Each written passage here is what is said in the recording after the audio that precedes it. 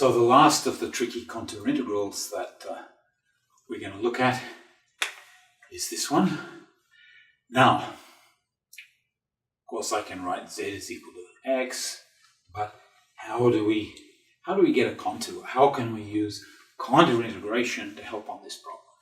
Well, the trick is the following. We need a contour that looks like this. First of all, if z is equal to x, then something's a little funny at 0. So we need to avoid 0.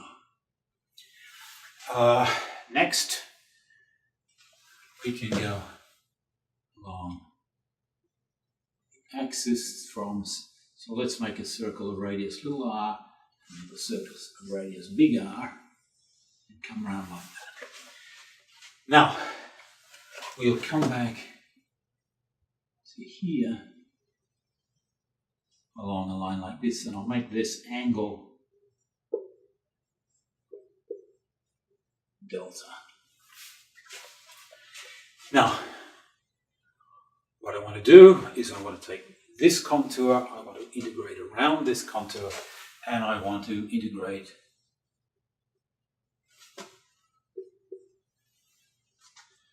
actually, I'll break it up into several pieces. As I go around the contour, there'll be a gamma, a delta, and then there's an alpha and a beta. So, alpha bit is going right here, the beta bit is going there, gamma is there, and the delta is coming back here. So, I'm going to integrate around, putting all these together, alpha together with beta, together with gamma, together with delta.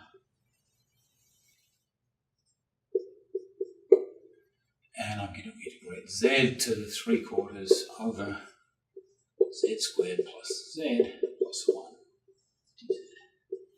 Now, this is all very well and good, but I can do contour integration when I've got a function that is differentiable everywhere inside the contour. So, what are we going to do about this?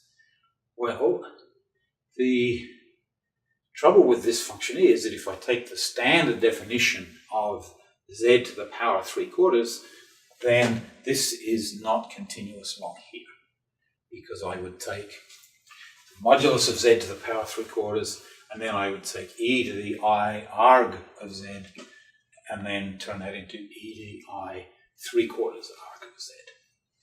Arg of z is not continuous here. So what I'm going to have to do is the following. I'm going to have to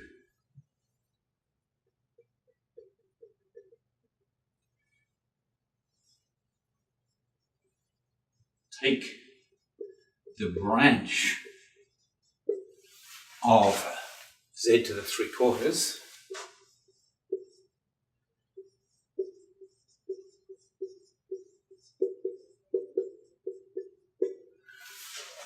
with the branch cut as in the picture.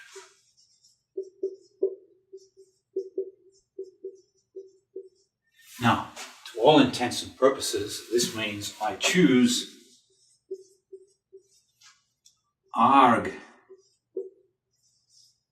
z to be in 0 less than or equal to arg z less than 2 pi. That's a perfectly good choice of argument. When I choose argument like that, then I can take the corresponding log, and I can take the exponential of 3/4 of the log of z, and that is a function that is analytic everywhere here, and it's got its branch cut in there. Okay, so when I do that, what happens? Well, I'm going to parameterize the various pieces and then try and put them together.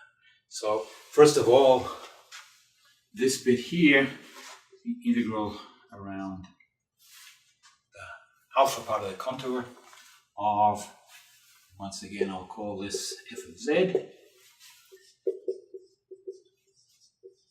Well, this is going to be something that I won't be able to do But I will be able to say that if I take the absolute value of this, then it's, by the ML lemma, it's less than or equal to a maximum value for this function. Now, if I'm taking mod of z equals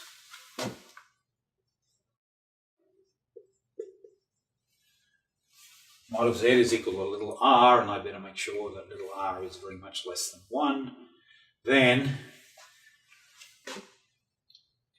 this is less than or equal to, in absolute value, is less than or equal to r to the 3/4, and on the bottom line, I've got a 1. This in absolute value is going to be r, this is absolute value is going to be r squared. That's going to give me 1 minus r squared. So that's the m, the maximum value of the function f. And then there's an L, and, well, I'm not going quite all the way around the circle, but I'm going pretty well all the way around the circle. And the length of the curve that I'm doing is always less than 2 pi r. And this is going to go to 0 as little r goes to 0. Now, in a similar way,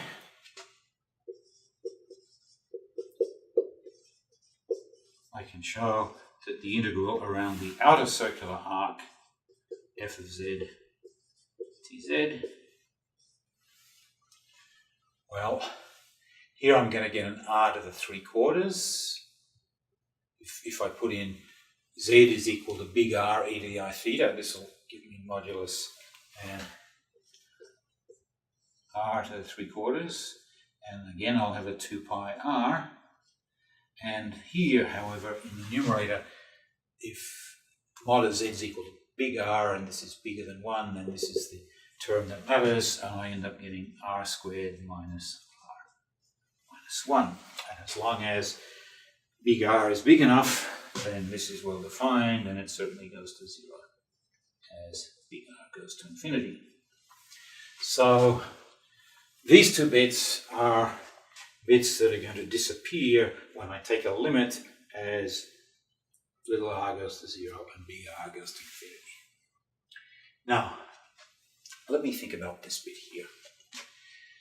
That's the slightly tricky bit. Let me look at this one. Integral over delta f of z dz. Well, what I really need to do is I need to sub in z is equal to r e to the minus I delta. Because I want to get something that's just down here. Now, that's what I'd like to do, but remember that I'm always choosing arguments between 0 and 2 pi. So rather than choosing delta, I will choose 2 pi minus delta. And actually, I should not call it r, I should call this x. And x, in this case, is going between big R and little r. X from big R to little r. Well, when I sub this in, then I end up getting integral big R to little r. Dx is e to the, sorry, that should be I by 2 pi minus delta. I 2 pi minus delta dx. The f of z, z to the 3/4. This is the tricky bit. This is why we're going through all these contortions to deal with that. Well, that's going to be x to the 3/4, and then e to the I 3/4 by 2 pi minus delta. And on the bottom line, I'm going to get x squared e to the 2 pi minus delta plus x e to the I 2 pi minus delta plus 1. Now, this is an integral that I don't know how to do. I suspect that very few people studying complex analysis know how to do. But I do know how to calculate the limit as delta goes to 0 of this integral. The limit of delta goes to 0 of this integral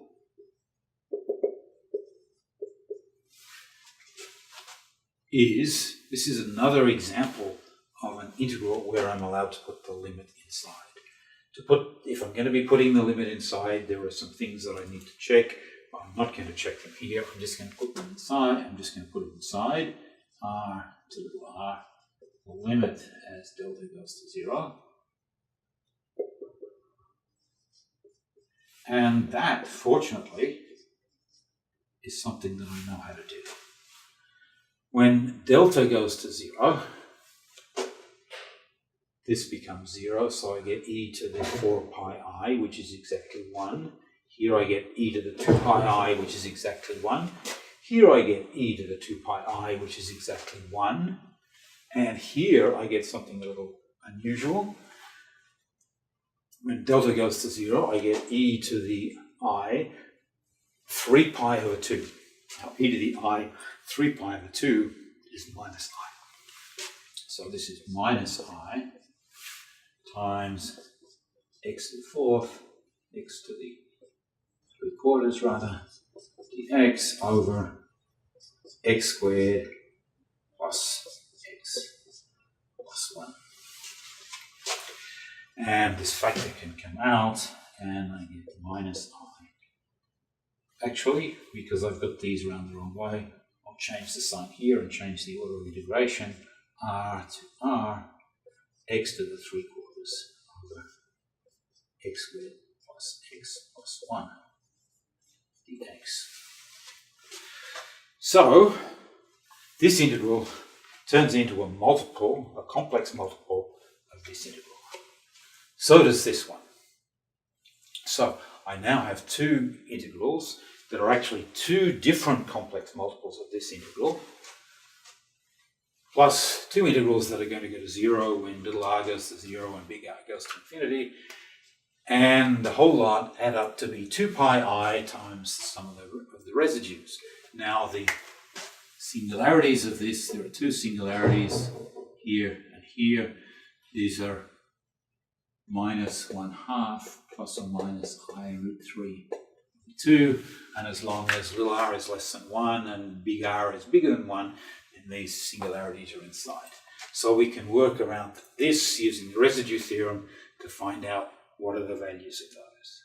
So in the end, I get 2 pi I times the sum of the residues is equal to this, which when delta goes to 0 and little r goes to 0 and big R goes to infinity, gives me this plus another multiple of that integral, only these go to 0 and infinity, and so in the end we're able to find that. That's enough.